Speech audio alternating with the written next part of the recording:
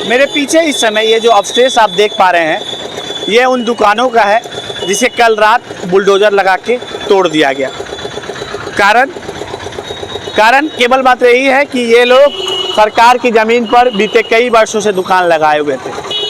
नमस्कार, मैं बिट्टू वर्मा और आप देख रहे हैं जागो भारत। आज हम बात करेंगे उन दुकानदारों की जो कि फुटपाथ पर अवैध रूप से दुकान लगाए हुए थे, लेकिन कल देर रात भाटपाड़ा नगर पालिका की टीम और प्रशासनिक के अधिकारियों की मौजूदगी में बुलडोज़र लगा करके इन दुकानों को तोड़ दिया गया।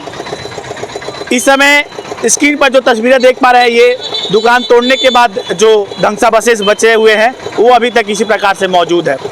कितने लोगों का घर और रोजी रोटी इसी दुकान से होकर के चलता था।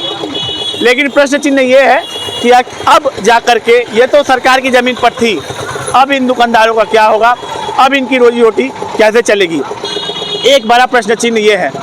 क्योंकि हमें पता है कि बैरकपुर शिल्पांचल जिसका प्रसिद्धि जूट मिलों से था, आज या तो हर एक जूट मिल बंद पड़ा हुआ है या फिर 1 या 2 दिन सप्ताह में चल रही है। एक और जहां बेरोजगारी का आलम यह है कि हर घर से 1-2 युवा जरूर बेरोजगारी के कगार पे है, वहीं दूसरी ओर जो रोजगार था वो भी लोगों के पास से चला गया। मैं ये नहीं कहता हूँ सरकार ने गलत किया इसको तोड़ करके, क्योंकि ये सरकार की ज़मीन थी और सरकार को अपने आवश्यकता अनुसार सरकार इसे ले सकती है। लेकिन बड़ा प्रश्न चिन्ह ये है कि अब इन दुकानदारों का सुनेगा कौन। इसको लेकर के राजनीति भी अब जोरों पर है। एक और जहाँ टीएमसी के विधायक और टीएमसी के नेता इसका समर्थन कर रहे हैं, वहीं दूसरी ओर भारतीय जनता पार्टी की ओर से राज्य भर में इसके खिलाफ प्रतिवाद किया जा रहा है, इसके खिलाफ प्रदर्शन किया जा रहा है। आइए चलते हैं, कुछ तस्वीरें हम देखने की कोशिश करते हैं। कल रात देर रात कल जिस समय बुलडोज़र लगा करके इन दुकानों को तोड़ा जा रहा था।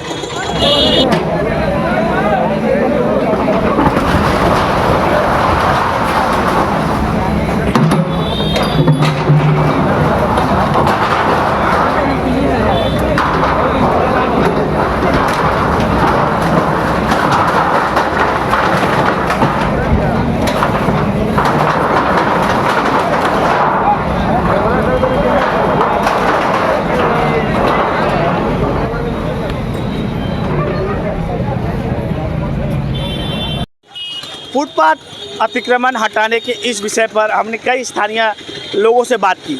उनका क्या कहना था वो भी आपको सुनाएंगे, लेकिन इस पर हमने राजनीतिक दलों की भी प्रतिक्रिया उनसे जानने की कोशिश की।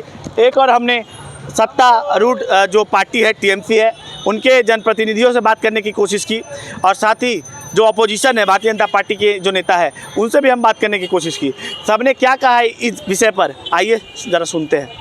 जो ये स्कीम है हॉपर्स को क्लियरेंस करने का, इलीगल स्ट्रक्चर हटाने का, बहुत ही अच्छा स्कीम है जिससे एरिया का डेवलपमेंट हो रहा है। बट बात ये है कि हम लोग एरिया को बर्बाद करके लोग को आबाद नहीं कर सकते। ये सिंपल सा ही है। अच्छा है एरिया जो है, एरिया का इलीगल स्ट्रक्चर हटेगा, लोगों के लिए आसानी होगा। बट जहाँ एक तरफ हम लोगों के लिए आसानी कर रहे हैं, दूसरे लिए उसके लिए बहुत बड़ा प्रॉब्लम क्रिएट कर रहे हैं।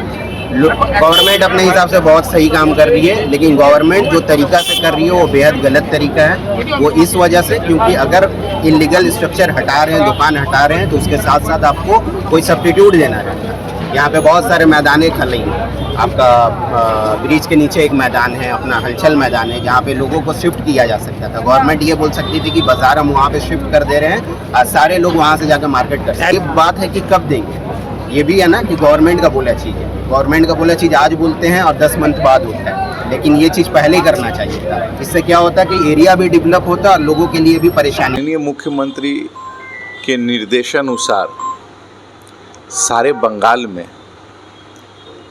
अतिक्रमण जो है, इलीगल इंक्रोचमेंट हटाने का काम चल रहा है। तो भाटपाड़ा तो पश्चिम बंगाल के बाहर नहीं है, पश्चिम बंगाल में ही है। तो इसीलिए भाटपाड़ा में भी ये आरंभ हुआ और काफ़ी दिन पहले से ही नोटिस दिया गया, माइकिंग किया गया। और मैं धन्यवाद देना चाहता हूँ हमारे फुटपाथ व्यवसायियों को कि वो लोग अपने स्वेच्छा से, अपने मर्जी से ही वो लोग अपना सामान लेकर वहाँ से अतिक्रमण हटाए हैं। तो इसके लिए मैं उन लोगों को साधुवाद जनाता हूँ। और कोई भी इलाके के लिए, इलाके के तरक्की के लिए, राज्य के तरक्की के लिए ये इन लीगल इंक्रोचमेंट हटाना जरूरी हो जाता है जब देखा जाता है कि रास्ता छोटा होते जा रहा है दिन प्रतिदिन, एक एम्बुलेंस जाने की भी जगह नहीं बचती, तब कहीं ना कहीं सरकार को डिसीजन लेना पड़ता है। और यहाँ हमारी मुख्यमंत्री ममता बनर्जी है तो ही ये संभव है कि जितने भी लोगों को अतिक्रमण हटाया जा रहा है उन सबों का जियो टैग कर कर, उनका आधार कार्ड लेकर एक डाटाबेस जो है राज्य सरकार के पास भेजा गया है, जो कि वहाँ से खुद मांगा और हम लोगों ने यहाँ से सबों का रिकॉर्ड जो है भेजा है। और इसके बारे में जरूर एक विचार होगा पुनर्वासन के लिए। দলটাই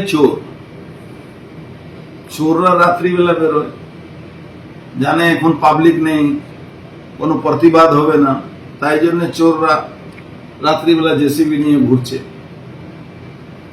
আজকে যে কাণ্ডটা করলো তৃণমূল,